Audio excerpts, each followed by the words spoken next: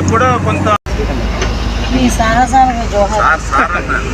అది ఓకే, మీ సాహసానికి జోహార్ అండి. రాత్రి అంతా మేడం గారు నిద్రకోలేదండి. అదే మీకు వండుతానని తెలుసు కానీ మరీ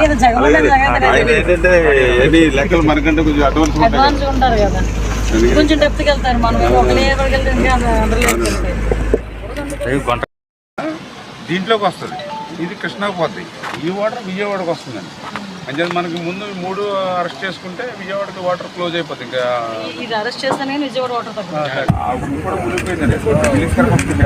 3 బ్రీచెస్ ఇక్కడ ఏర్పడిన బ్రీచెస్ పనులన్నీ కూడా చాలా దగ్గరుండి చూసుకోమని నారా చంద్రబాబు నాయుడు గారి ఆదేశాల మేరకు ఇరిగేషన్ మినిస్టర్ గారు నిమ్మల రామానాయుడు గారు గత 3 రోజులుగా రాత్రి పగలు ఇక్కడే ఉండి ఎట్టి పరిస్థితుల్లోనే ఈ వాటర్ ఫ్లోని ఆపాలి, వాటర్ ఫ్లోని అరికట్టాలి, ఇక్కడ అరికడితేనే కానీ అక్కడ విజయవాడకు వచ్చే ఆ ముంపు అన్నది తగ్గదు అనే ఉద్దేశంతో నిద్రాహారాలు మాని నాయకుడి తాలూకా ఆదేశాల మేరకు ఇల్లు వాకిలి వదిలి ఇదే గట్టు మీద నిద్రాహారాలు మానున్న నిమ్మల రామానాయుడు గారికి ప్రత్యేకంగా నేను ఆంధ్రప్రదేశ్ ప్రజలందరి తరఫున డిజాస్టర్ మేనేజ్మెంట్ తరఫున ధన్యవాదాలు, నమస్కారాలు తెలియజేసుకోవాలి. ఎందుకంటే నేను ఇక్కడికి వచ్చాను, ఒకసారి చూద్దాము అసలు బుడమేరు విషయం ఎలా ఉంది ఏంటనేది చూద్దామని చెప్పి ఈరోజు ఇక్కడికి రావటమే చాలా కష్టం వచ్చి ఇక్కడికి ప్రయాసం వచ్చి ఇక్కడ రావడం జరిగింది. ఇక్కడికి వచ్చిన తర్వాత ఇక్కడ వర్క్ చూస్తూ ఉంటే అసలు నిజంగా ఇలాంటి వర్క్ ఉన్న చోటికి జగన్మోహన్ రెడ్డిని ఒక్కసారి ఇక్కడ తీసుకురావాలి.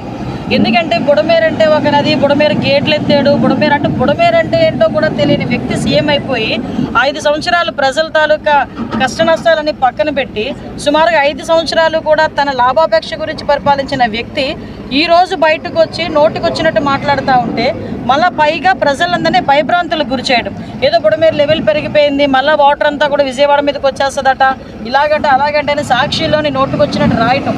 అసలు ఈ వాస్తవ పరిస్థితి తెలుసుకోవాలి, వాస్తవ పరిస్థితి ప్రజలకు తెలియజెప్పాలనే ఉద్దేశంతో ఈరోజు నేను రామానాయుడు గారి ఆధ్వర్యంలో ఇక్కడికి రావడం జరిగింది. ఇక్కడికి వచ్చిన తర్వాత ఆల్రెడీ 3 ఇక్కడ చాలా ఈ బ్రీచెస్ వేయడం కూడా చాలా కష్టం, కట్టడం చేయడం కూడా చాలా కష్టం.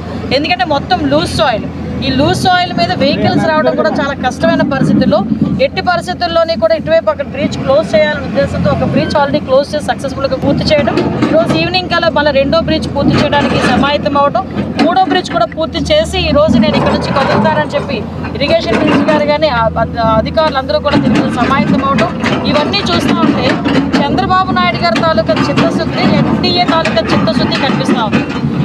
నేను ఒక్కడే చెప్తున్నా, జగన్మోహన్ రెడ్డికి నిమ్మల రామానాయుడు గారు నేను కలిసి చెప్తున్నాను, ఒక్కసారి ఇక్కడికి రావయా, ఒకసారి బుడమేరు అంటే ఏంటో తెలుస్తుంది, పనులు ఎలా జరుగుతున్నాయో తెలుస్తుంది, పనులు ఎలా చేయించాలో కూడా నీకు తెలుస్తుంది. అంతేగాని ఎక్కడో కూర్చొని నేను లండన్ పోతాను కాబట్టి 2-3 మాటలు మాట్లాడేసి లండన్ ఎగిరిపోదాం అనుకుంటే అవ్వదు కదా.